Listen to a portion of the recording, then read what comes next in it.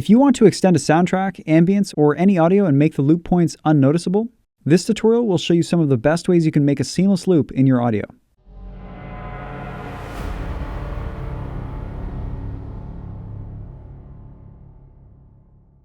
Hey everyone, Jake from Transverse Audio here. So there's a bunch of different ways you can be rendering your audio to make it loop seamlessly. And depending on what you have to work with, there will be different ways to deal with the process. The first, and I think the best way to go about looping audio, is when you have access to the MIDI information. And bear with me, you don't just bounce the pattern as is. Simply take the beginning and copy it over to the end. To determine how much you need to copy over, make a selection past the loop and pay attention to where the release or decay time ends. This way you can preserve the effects that still occur when it loops in your DAW. That's because when it loops in a DAW, it's essentially just putting the beginning at the end, allowing the tail to continue over to the beginning again. Without doing it this way, it's as if you were to line up two different audio files, which would just cut off the tail and make it abruptly end. Okay, so with the location of where the tail ends, you can cut off the rest of the loop and render the two of them together as the same audio file. And rendering an audio file is known as bouncing something. Once you've exported the audio, either drag it into a separate project or use the same one. If you do move it back into the same project, make sure to mute everything except for the rendered loop. Now make a cut where the loop ends and move it to the beginning. After that, make the ending you just moved over fade out at the same time the main loop fades in. This is known as crossfading. To make it sound better, make the crossfade right before a transient like a drum or just a note being played if there's no percussion. Before you go and do that though, you may have to make the tail here a unique pattern as the volume automation may affect both parts of the loop. This may be different depending on the DAW you use, so try out both ways. It may seem overcomplicated, but the reason you need to do this is because when it ends, the beginning is now a perfect match of the waveform. And we're just hiding the transition with a crossfade here, since it won't do that automatically when you line up the two audio files. There, probably the best way to get a seamless loop.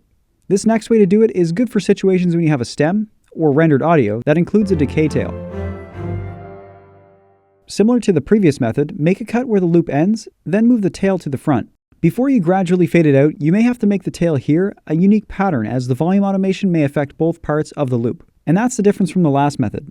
You don't crossfade this one. Since the loop is made seamless due to the waveform being an exact continuation of the ending, it is a good idea to make a really small fade in on the main loop to prevent it from interfering with the tail. Now, if we play it back, it should sound seamless.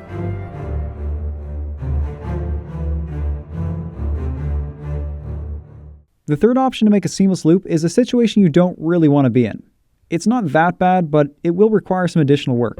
If you have an audio file that abruptly ends without a decay tail, you'll need to create your own by using the same or a very similar reverb to the one used in the original loop, but could also be a delay effect. Make a copy of the section at the ending, and apply a reverb to that. Then, you just have to fade it in. Fade out the original at a point where it sounds realistic and select the entire loop with enough room after it to account for the reverb tail. With the loop selected, render it as an audio file and bring it back into the DAW so it can be made seamless.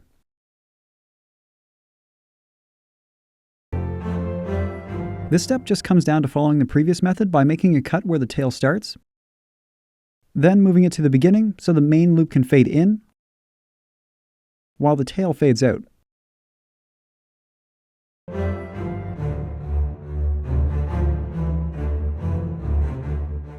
Now, if you still want to seamlessly loop something but don't want the reverb tail at the beginning, there is a way around it.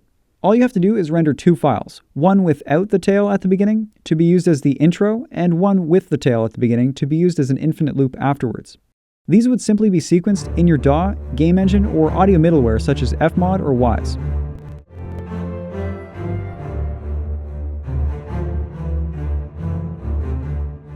When it comes down to looping less predictable and more complex sounds, you also have to pay attention to things that stand out in the sound.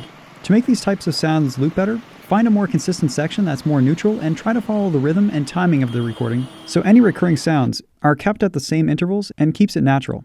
Now, after making a cut where it's more ambient, make them unique or individual sounds and either use a crossfade option if you have it, or just manually draw the volume automation. When you loop it, it will sound seamless, since the beginning and the end are where the cut was made.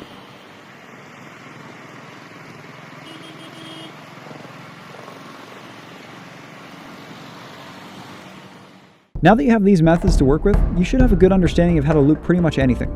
If you like this video, give it a thumbs up, and subscribing would mean a lot. Let me know in the comments below what kind of videos you want to see next, and if you have any questions, feel free to ask. As always, thanks for watching.